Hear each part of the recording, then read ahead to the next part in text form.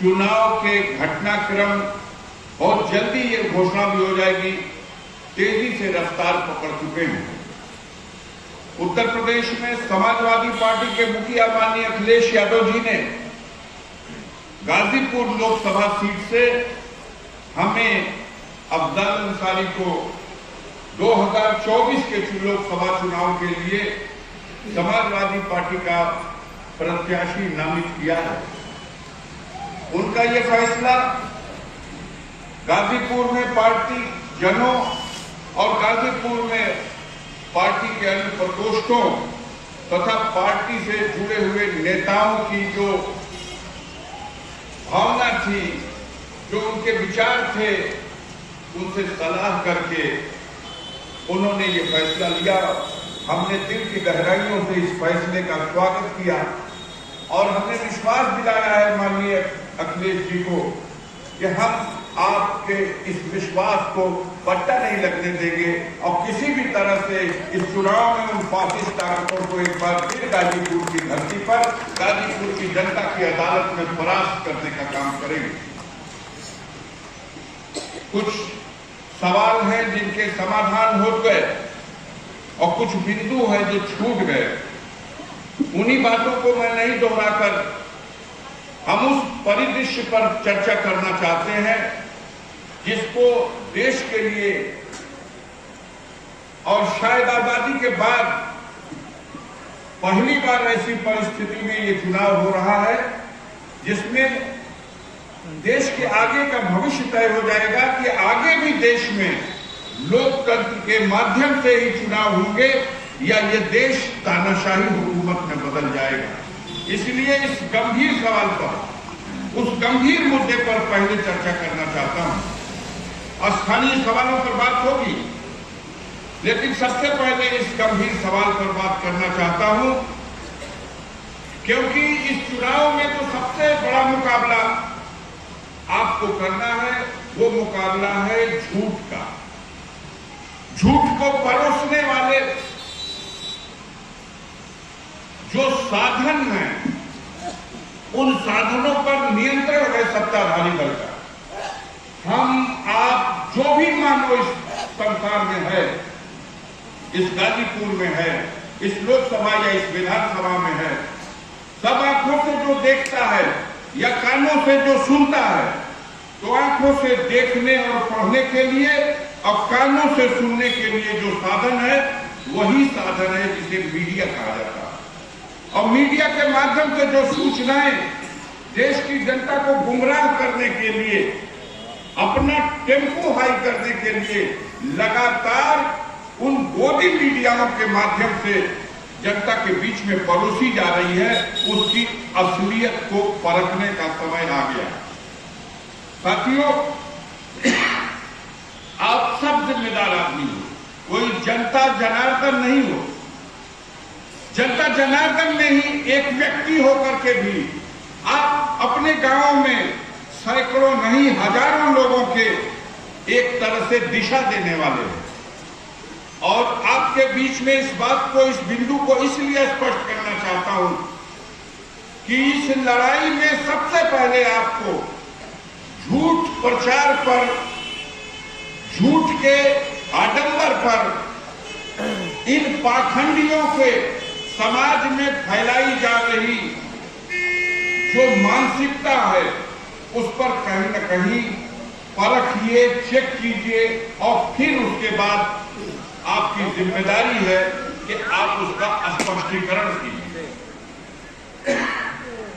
इसलिए ये बात कहा, अभी से एक नारा आ गया, चर्चा तेजी से, अब की बार 400 के पार। मोदी का ये नारा आ गया और अब नया स्लोगन आया, मोदी की गारंटी है। ये दोनों दिख रहा कि नहीं दिख रहा? लेटेस्ट है बिल्कुल। मैं इसकी व्याख्या करना चाहता हूं। अभी जिस पार्टी ने, जिस संगठन ने जो देश में हुकूमत कर रही है और उत्तर प्रदेश सहित देश के कई प्रमुख राज्यों में भी उनकी हुकूमत है,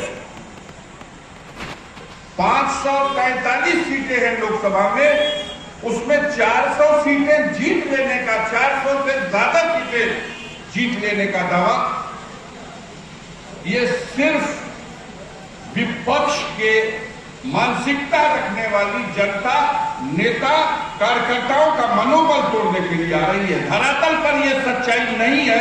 इसको परखने के लिए मैं टेस्ट करने के लिए कुछ उदाहरण आपके बीच में दूंगा। इस भारत में 543 लोकसभा सीटों में एक प्रांत है तमिलनाडु। तमिलनाडु में 39 लोकसभा की सीटें हैं। मोदी जी या भारतीय जनता पार्टी के खाते में पिछले चुनाव में एक भी सीट नहीं थी, न इस चुनाव में एक सीट मिली है। मैं 400 की हवा निकाल रहा हूं, जरा गिन लीजिएगा। 39 सीट जहां सिर्फ औपचारिकता होगी, पर्चा भरने के लिए पकड़े जाने लोग की पकड़ुआ कैंडिडेट मिल जाए कि पर्चा तो भर दे कि हम कह सके कि सब सीट पे पर्चा डालें। आगे बढ़िए, आंध्र प्रदेश 25 लोकसभा की सीटें हैं। एक सीट न पहले थी, न एक सीट अब की आनी है। औपचारिकता करने के लिए पकड़ुआ कैंडिडेट भर करके पर्चा कह देंगे कि 25 सीटों पे लड़ रहे। आगे बढ़िए, केरल है, 20 लोकसभा की सीटें केरल में हैं। एक सीट न भाजपा के साथ पिछले लोकसभा में थी, न इस बार आनी है। वहां पकड़ करके पकड़ुआ कैंडिडेट पर्चा भरवा दिया। गिनते रहिएगा, गिनती 100 क्रॉस हो जाए तो बता दीजिएगा। अब आइए तेलंगाना, 17 सीटें हैं। इन 17 सीटों में भी भारतीय जनता पार्टी की एक सीट पे बोहनी हो जाए तो बड़ी बात। और 39, 25, 20 और 17 मिलके 101 हो गया। तो 543 में 101 का ऑपरेशन कर दिया हमने। ये 400 पार कैसे जा रहे हैं ये बताना चाहता हूं। हमारे देश में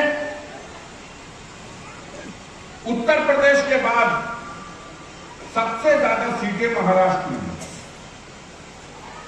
48 लोकसभा की सीटें महाराष्ट्र में हैं। पिछले चुनाव के परिणाम में 42 लोकसभा की सीटें भारतीय जनता पार्टी में थी। उस समय शिवसेना, उद्धव ठाकरे उनके साथ थे, उनके कतार में थे। 19 सीट लेके उनके समर्थन में थे।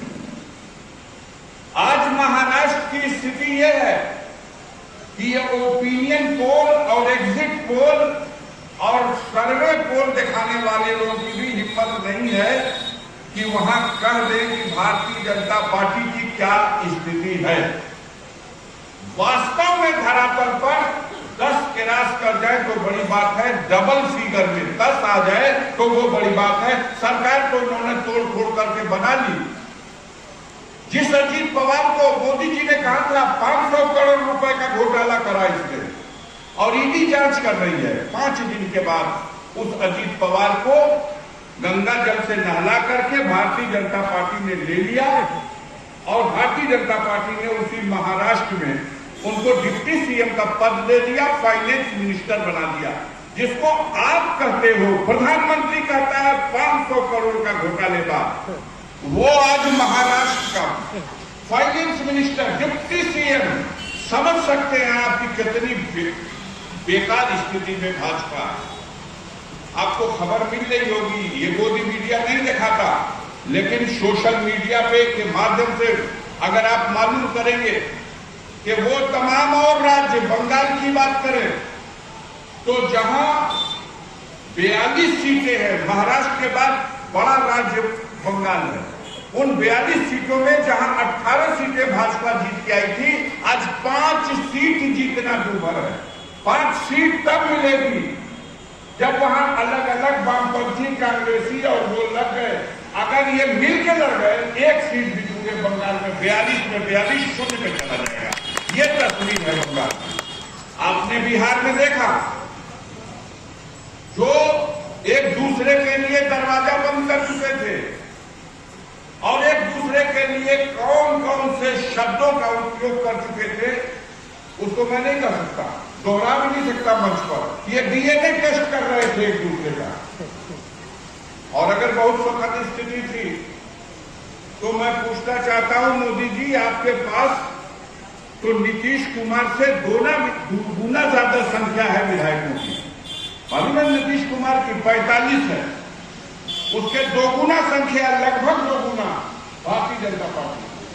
लेकिन जब नीतीश कुमार ने इस्तीफा दिया तो कौन सी मजबूरी है कि आप आधी सीट हो लेकिन हम आप ही के सर पे ताज पहना रहे हैं कि आप फिर बिहार के मुख्यमंत्री बनोगे, और बना दिया। परिणाम ये है कि बिहार में क्रांति हो गई। अभी 2 दिन पहले आपको खबरें मिली होगी सोशल मीडिया से अंधा ने भी देख लिया कि बिहार की जनता की क्रांति में कितना दम है। गांधी मैदान में 10 लाख लोग इकट्ठा हुए और संकल्प लिया उन्होंने कि उखाड़ फेंकेंगे नीतीश को उधर बैठ जाने के बाद। मैं जातिगत गुणा भाग पर नहीं आना चाहता, लेकिन ये बताना चाहता हूं कि नीतीश कुमार ही हैं जिन्होंने जातिगत जनगणना बिहार में करा दी है। पूरे भारत में एक ही राज्य है जहां जातिगत जनगणना हो चुकी, और नीतीश कुमार अपनी जातिगत जनगणना अपने मुख्यमंत्री रहते हुए कराए हैं। तो उनकी स्थिति 2.75% यानी 2.25% की है, और 2.25% आपकी औकात है। और वहां जातिगत समीकरण के आधार पर आज भाजपा करती है, हमला करती है लालू के ऊपर, और हमला करती है और अल्पसंख्यकों के लिए वोट काटने के लिए ओवैसी साहब को भेजने का काम करती है। उनकी भी जातिगत जनगणना उठा के देख लीजिए। आज समाज के हर वर्ग जात के लोगों में लालू जी और उनके परिवार के प्रति एक सम्मान बढ़ा है, एक समर्थन बढ़ा है। और बिहार की रैली ने साबित किया है कि बिहार की 40 सीटों में 39 सीट पिछले चुनाव में भाजपा जीती थी। नीतीश के हट जाने के बाद तो लगता था 2-4 सीट भी नहीं जीत पाएगी। नीतीश को मिला लेने के बाद भी 10 सीट नहीं जीत सकती, डबल फिगर में नहीं जाएगी। 8-9 सीटों में अब भी भाजपा से बढ़ जाएगी। ये घाटा कहां पूरा होगा? हरियाणा में, जहां 10 में 10 सीट आपकी थी, आज 10 में 2 सीट हरियाणा में नहीं निकलेगी। दिल्ली में जहां 7 में 7 सीट इन्हीं भाजपाइयों की थी, आज आम आदमी पार्टी और कांग्रेस ने समझौता कर दिया दिल्ली की सीट पर। 1 सीट जीत जाएगी भारतीय जनता पार्टी, तो चमत्कार मानिएगा। वो 7 सीटें जा रही है क्योंकि इन्होंने, जनता देख रही है सरकार के ताकत का दुरुपयोग करके विपक्ष के नेताओं का जो दमन हुआ है, बंगाल में हुआ, महाराष्ट्र में हुआ, बिहार में हुआ, उत्तर प्रदेश में हुआ, दिल्ली में हुआ। डिप्टी सीएम बंद है, 1 साल हो गया दिल्ली का। महाराष्ट्र में मलिक साहब को, जो शरद पवार की पार्टी के नेता थे और कैबिनेट मिनिस्टर थे, 1 साल तक जेल में बंद रखा, अब उनकी जमानत हुई। तो तमाम वो विपक्षी नेता जो इनके खिलाफ लड़ने का जज्बा रखते हैं, जो हिम्मत से खड़े हैं, उनके खिलाफ सरकारी मशीनरी का दुरुपयोग करके सीबीआई को लगाकर, इनकम टैक्स को लगाकर और ईडी को लगा करके उन्हें तबाह किया जा रहा, उन्हें सताया जा रहा। 2 दिन चर्चा चल रहा, खाली 2 दिन, कि जौनपुर में धनंजय सिंह भेंट करे गई लड़ाहा अखिलेश यादव के। चर्चा सुन ले राजा, कल उनका परवाना बन गया, जेल में ढुका दे उनको। खुलेआम अंधेर हो गया। मैं गैंगस्टर हूं, 45 साल हो गया गाजीपुर की इसी धरती पर, आप ही के इसी धरती में पैदा हुआ, इसी में खेला, इसी में पढ़ा और इसी में समाज सेवा और राजनीति शुरू की। मनोज सिन्हा हमारे सहपाठी हैं। 1969 में हम दोनों ने एक ही स्कूल से, श्री नरसिंह इंटर कॉलेज से हाई स्कूल की परीक्षा की उनके पिताजी प्रिंसिपल थे तो उनकी कॉपी प्रिंसिपल साहब के ऑफिस में लिखाती थी, हम लोग जनरल क्लास में लिखा करते थे। लेकिन पास हुए हैं 69 में एक ही स्कूल से दोनों आदमी। गाजीपुर की जनता की अदालत में वो भी बड़ी शिक्षा ग्रहण करके आए BHU से। हम तो यही PG कॉलेज में पढ़े, एमए पास करके। हमने भी 85 से राजनीति शुरू की, उनका भी कार्यकाल वहीं से है। 10 बार वो जनता की अदालत में खड़े हो चुके, 10 बार अफजाल अंसारी भी चुनाव लड़ चुके, 11वां चुनाव में रहा। 10 बार पहले चुनाव का इतिहास माननीय ओम प्रकाश सिंह जी भी चुनाव लड़ चुके हैं सिन्हा जी के खिलाफ। याद है कि नहीं याद है? माननीय ओम प्रकाश सिंह जी ने 1999 के चुनाव में, 1998 के चुनाव में श्री मनोज सिन्हा को इसी गाजीपुर के लोकसभा सीट पर चुनाव हराया।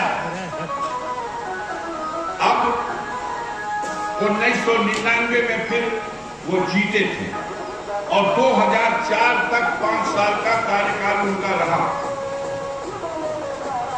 माननीय मनोज सिन्हा जी गाजीपुर में 10 चुनाव लड़े, 7 चुनाव हारे हैं, मात्र 3 चुनाव जीते। और आपका सेवक 10 चुनाव ये भी लड़ा है, लेकिन 7 चुनाव जीता हूं और 3 चुनाव हार गया। एक चुनाव में बलिया लड़ा था, 9 चुनाव गाजीपुर में लड़ा।